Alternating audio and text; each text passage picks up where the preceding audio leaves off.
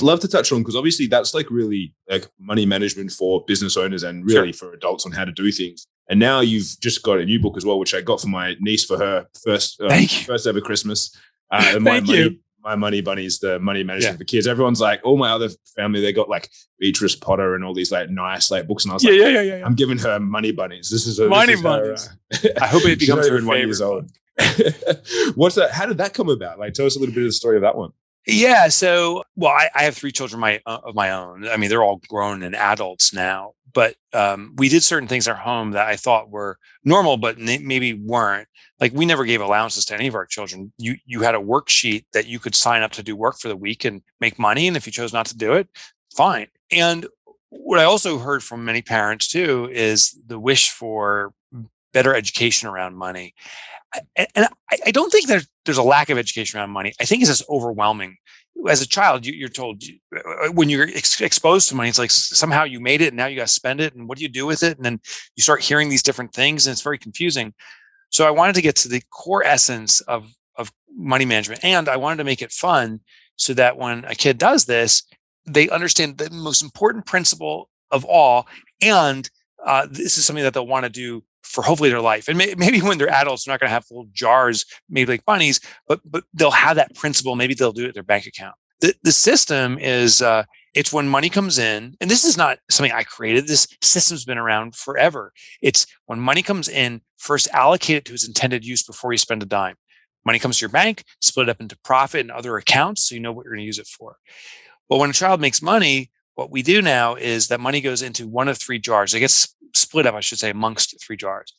The first jar is called the Anytime Bunny. And what's important about this is all humans, regardless if we're 1 year old or 100 years old or somewhere in between, we like to get a reward. When we see something that's really intriguing to us, we like the ability to say, I can now possess that if I choose to.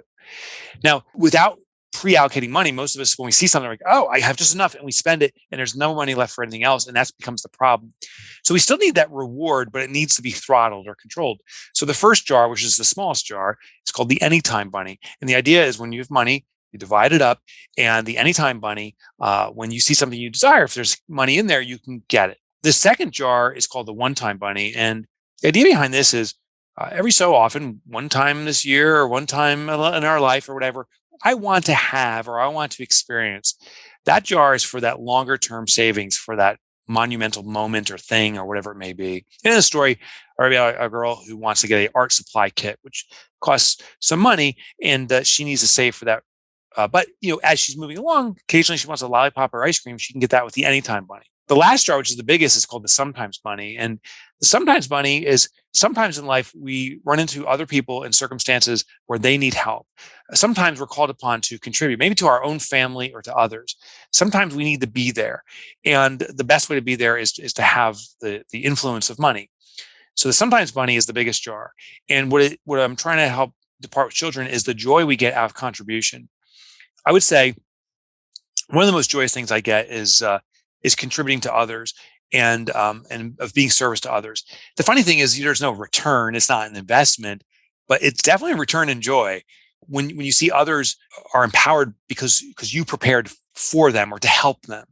And that, I think, starts a good upward spiral for our society. So I hope with this project, and I had some now parents emailing pictures of their kids doing this, that's something that they learn these basic principles, have a blast doing it.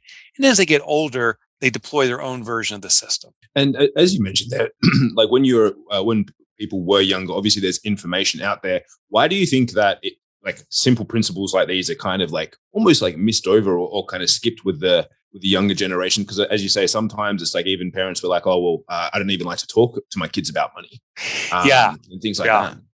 I think sometimes the reason simple stuff gets skipped, this is because it's too simple. It's like, oh, it's too obvious. Anyone knows that. And I'm not saying parents feel that way about their children, but sometimes as adults, we skip things because it's like, oh, that everyone knows that when no one really knows it.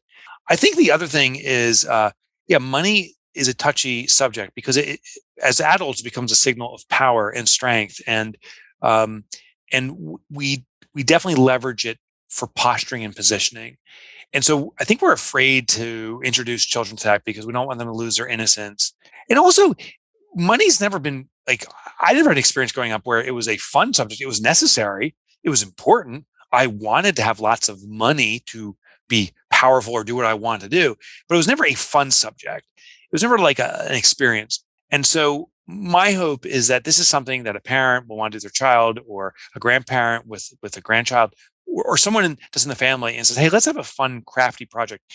There's something else also important. When we create the system, in this case, when we create the bunnies, there's a sense of ownership on that. Something we talked about earlier. That's something we want to possess.